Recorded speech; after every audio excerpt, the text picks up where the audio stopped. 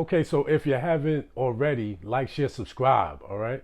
And that's for the newest and latest content on New York Knicks exclusively from your host, L.I.E., all right?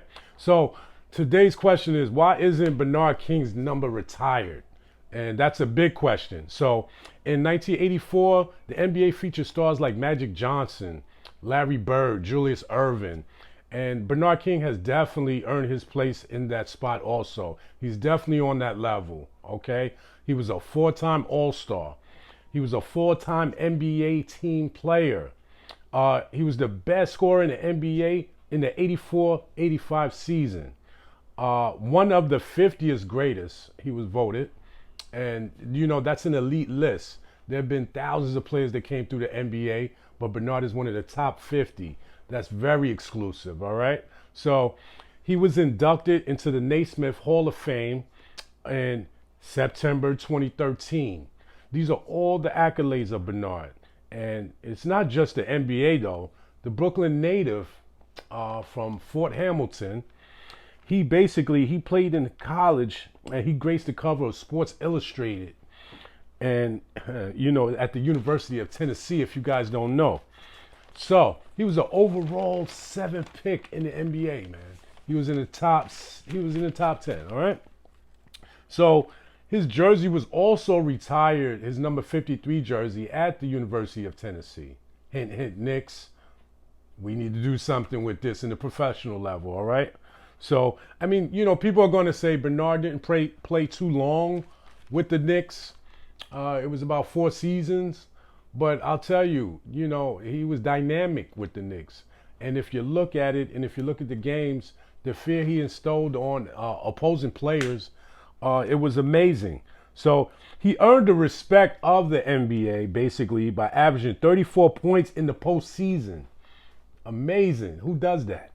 And almost taking out Larry Bird in the second round, which he single-handedly beat the Detroit Pistons and Isaiah Thomas in the first round. So fans like myself, we're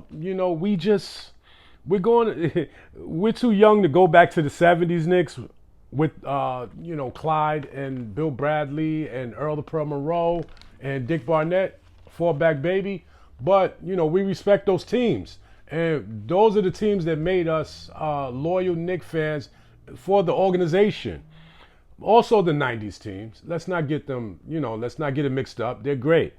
So fans like myself, we couldn't really enjoy the 70s team. But Bernard King came in the 80s. And Bernard King, basically, he was electric in the Garden. When he took the court, you never knew what record he would set that night. That's how great he was. So when old timers, you got to understand, when old timers and myself, we see Julius Randle with the number 30, we think it's a crime. Because, and that's respectfully, because Bernard King's number should be retired after all of the accolades and things he did for the franchise. And if you have something to say about it, hit me up, Eric21172 at gmail.com. You can hit me up on IG. That's N.Y.K.culture_, all right? And hit me in the DM. But that's just what it is. It's not his fault, Julius, because Julius is a great player in his own right, and he gives that number respect with his play. But this is the responsibility of the Knicks organization. And when Bernard blew his knee out, they had a disagreement about his rehab, and they shipped him to D.C., which should have never happened. Because just imagine him and Ewing playing together, Ewing coming in 85. It would have been, something that they both needed. It would have been amazing. Bernard King was an unstoppable scorer. Ewing, it would take a lot of pressure off of him. And he would have had some help. So, what I'm saying is, Bernard King is the reason I became a Knicks fan. I was 10 years old, 1982. And that's where my history comes. I always grew up, with the Knicks. We had the painting on the wall of the championship team, 73. And then what happened is, with the family. But coming into my own, 1982 was the year. And that's when I started watching the Knicks. I never saw a player like Bernard, amazing.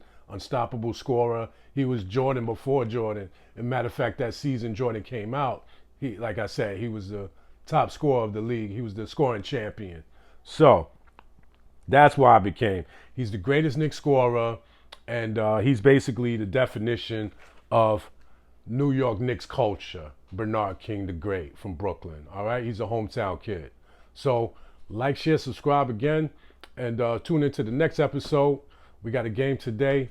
Support N.Y.K culture, spread the word, and enjoy the Knicks tonight, man. Hopefully the injury bugs won't overcome us, and I'm ready for the playoffs, y'all. What about you? Take care. Peace.